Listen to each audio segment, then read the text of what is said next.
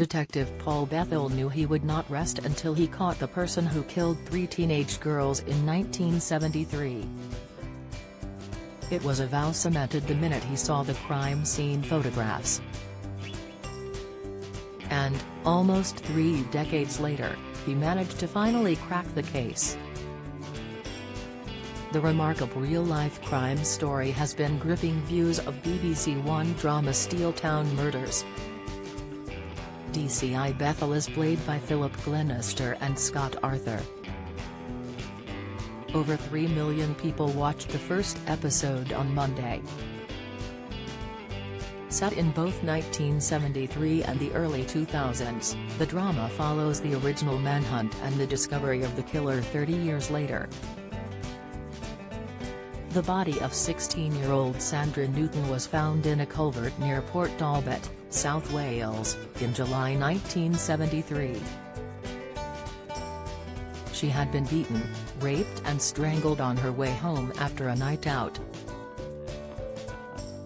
Read more. Joanna Lumley says youngsters want to be famous. She wanted to act well. 2 months after Sandra's death, 16-year-old friends Geraldine Hughes and Pauline Floyd hitched a lift home after a night out in Swansea.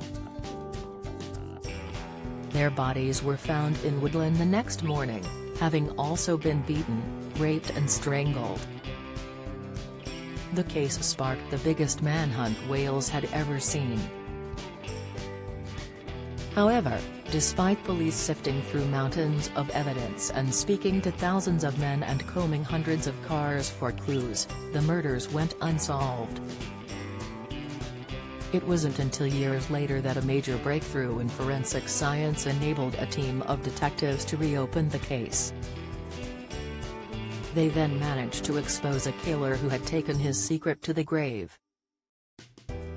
DCI Bethel, who led the South Wales police team, says, when asked why would we bother after 28 years. If you saw the crime scene photographs, if you saw the bodies of those little girls, that would just answer the question. That was it, we needed to find out who had done this. A BBC documentary to go with the drama, Steeltown Murders, Hunting a Serial Killer, includes accounts from the officers, scientists and relatives of the victims. In it, retired DCI Bethel visits the murder scene. He says, an elderly gentleman was walking his dog in the woods. He came across what he thought was a doll or some mannequin someone had thrown into the cops. When he looked a little closer he realized it was the lifeless body of a young girl. Pauline had a substantial head wound and clearly had been strangled.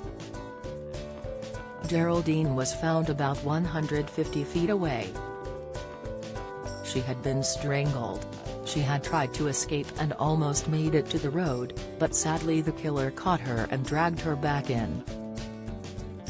Both girls were raped by the killer. Don't miss. Lord of the Rings Miranda Outer rules out. Rings of Power return, latest, it's the stuff of nightmares.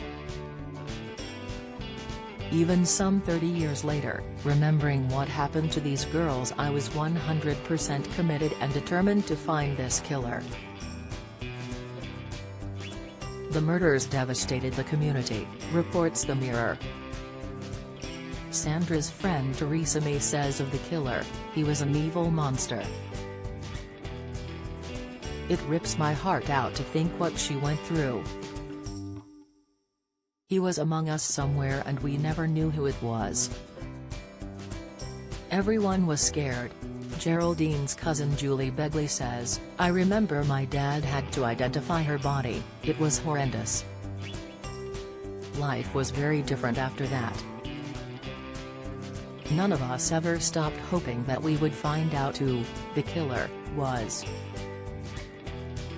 DCI Bethel says the victims were never forgotten after the case was closed, and investigators were overjoyed when science finally provided the key in 1999.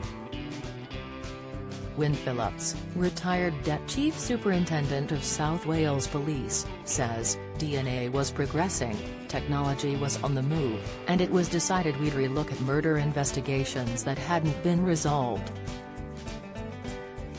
DCI Bethel and his team set to work. It became almost an obsession, he says. It basically took over my life. I was driving home and was pulled over by a traffic officer because I was apparently veering all over the road. I was constantly thinking about what I needed to do next. Forensic scientist Dr. Colin Dark was asked to get a DNA profile from items the police still had from Geraldine and Pauline. Dr. Dark says, the problem was it was a mixture of the attacker's DNA and the girl's DNA.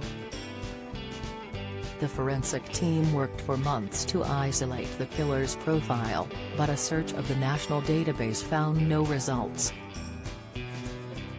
But in 2000 an operation codenamed Magnum was launched, led by DCI Bethel.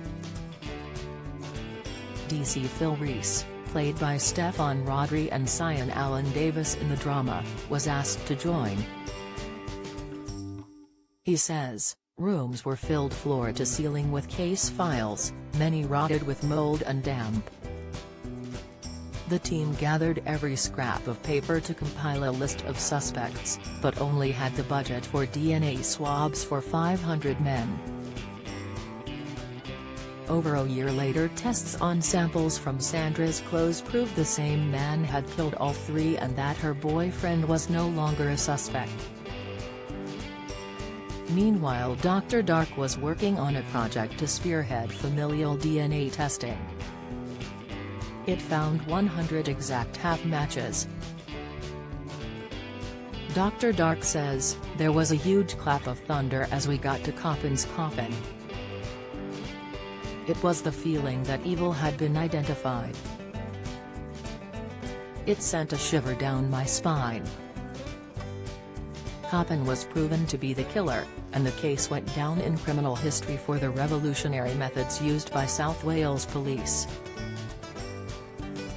And it meant closure at last for the girls' families and friends. Steeltown Murders: Hunting a Serial Killer is now on BBC iPlayer and on BBC One on June 6 at 9 p.m. Steeltown Murders continues on BBC One on Monday at 9 p.m.